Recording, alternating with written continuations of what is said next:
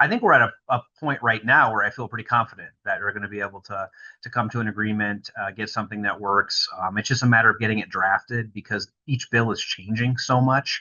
So, that, and then Assembly Bill 398, which is the bill I sponsored for additional compensation for hard to fill positions at schools and charter school pay raises. That's working through the session. That should get a Senate vote today. And I think that's sort of the third piece of the education triangle, really the budget, the governor, the Senate Majority Leader's bill, and then the additional compensation. And that should get us where we need to be on K through 12 education.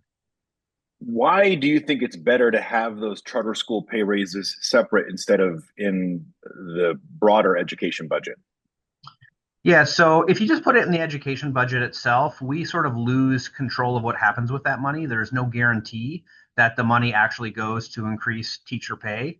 It just sort of goes into the budget. So we segregate it out in a different bill because we want to make sure that that money actually goes to increase compensation both for teachers and education support professionals, and it's not just supplanting other money. So it allows legislators to stay involved in the process over the next 2 years to make sure that happens. And then going into the next legislative session, we can decide whether we want to put it in the base budget or not.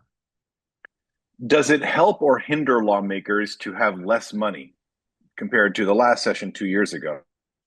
Yeah, it's a good question. I mean, it hinders in the sense that there are really good things we'd like to fund, and we just don't have the ability to do that. So that hurts. But at the same time, last session we had a lot more money than what was expected, and so with a lot more money comes a lot more requests. So it really was more work at the end of session because we had so much additional money. So I mean, ideally, you kind of want to have like just the right amount of money. This session, the Economic Forum actually projected less money than we thought we'd have. So that has been a challenge because we've had to go and make sure that the budget balances because we're not like the federal government. We have to balance the budget before we get out of here.